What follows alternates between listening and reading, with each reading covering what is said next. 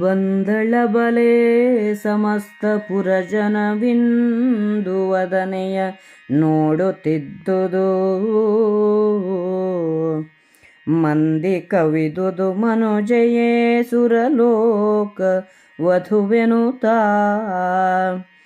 ಮಂದಿರಕ್ಕೆ ಬರೆ ಬಾಗಿಲವದಿರು ಇಂದು ದಲ್ಲಿಯದಲ್ಲಿ ಬಳಿಕರವಿಂದ ಮುಖಿಯರು ಕಂಡು ದ್ರೌಪದಿಗರು ಹಿದರು ಹದನ.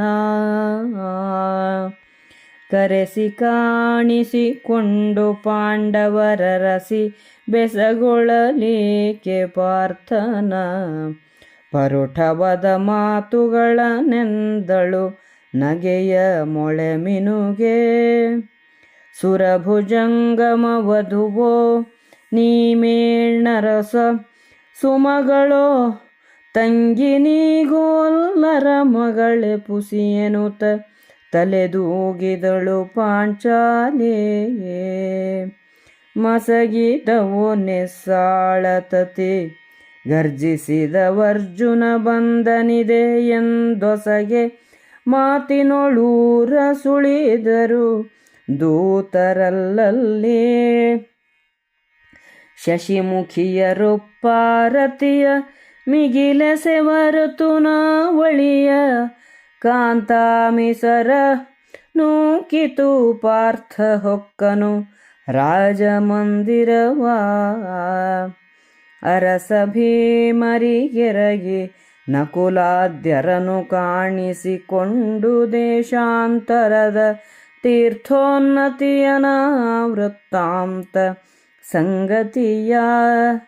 ಮುರಹರನ ಸೌಹೃದವನಾತನ ಕರುಣ ಕನ್ಯಾಲಾಭವನು ವಿಸ್ತರಿಸಿ ಹರುಷಾಂಬುಧಿಯೊಳಿದ್ದದನಗ್ರಜಾನುಜರ.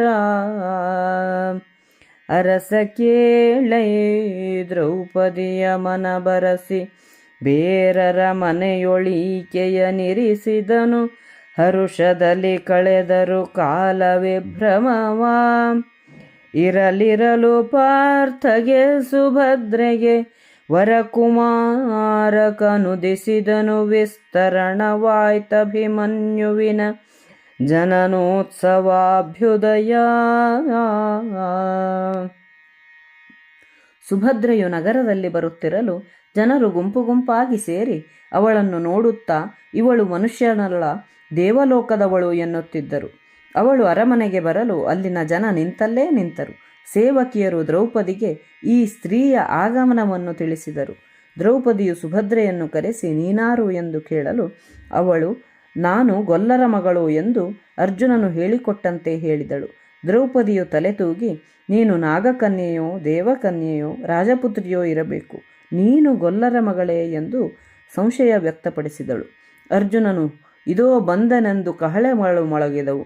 ದೂತರು ಈ ಸುದ್ದಿಯನ್ನು ಅಲ್ಲಲ್ಲಿ ತಿಳಿಸುತ್ತಾ ಊರಿನಲ್ಲಿ ಸುಳಿದಾಡಿದರು.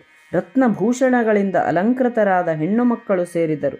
ಅರ್ಜುನನಿಗೆ ಉಪ್ಪಾರತಿಯನ್ನು ಮಾಡಿದರು. ಅರ್ಜುನನು ಅರಮನೆಯನ್ನು ಹೊಕ್ಕನು. ಧರ್ಮರಾಯ ಭೀಮರಿಗೆ ನಮಸ್ಕರಿಸಿ ನಕುಲ ಸಹದೇವರಿಂದ ನಮಸ್ಕಾರವನ್ನು ಸ್ವೀಕರಿಸಿ ಅವರಿಗೆ ಭಾರತ ದೇಶದ ತೀರ್ಥಕ್ಷೇತ್ರಗಳ ಹಿರಿಮೆ, ಅಲ್ಲಿನ ವಿಶೇಷತೆಗಳು, ದ್ವಾರಕೆಯಲ್ಲಿ ಕೃಷ್ಣನು ತೋರಿದ ಸ್ನೇಹ ಕರುಣೆಯಿಂದ ಸುಭದ್ರೆಗೂ ತನಗೂ ವಿವಾಹ ಮಾಡಿಸಿದ ವೃತ್ತಾಂತಗಳೆಲ್ಲ ತಿಳಿಸಿದನು. ಸಹೋದರರೆಲ್ಲರೂ ಸಂತೋಷದ ಕಡಲಿನಲ್ಲಿ ತೇಲಿದರು. ದ್ರೌಪದಿಯ ಒಪ್ಪಿಗೆ ಪಡೆದು ಅರ್ಜುನನು ಸುಭದ್ರೆಯನ್ನು ಬೇರೆ ಅರಮನೆಯಲ್ಲಿ ಇರಿಸಿದನು. ಸಂತೋಷದಿಂದ ಕಾಲವು ಕಳೆಯಿತು. ಅರ್ಜುನನಿಗೂ ಸುಭದ್ರೆಗೂ ಮಗನು ಜನಿಸಿದನು. ಅವನ ಹೆಸರು ಅಭಿಮನ್ಯು. ಇಲ್ಲಿಗೆ ಸಂಧಿ 19 ಮುಕ್ತಾಯವಾಯಿತು.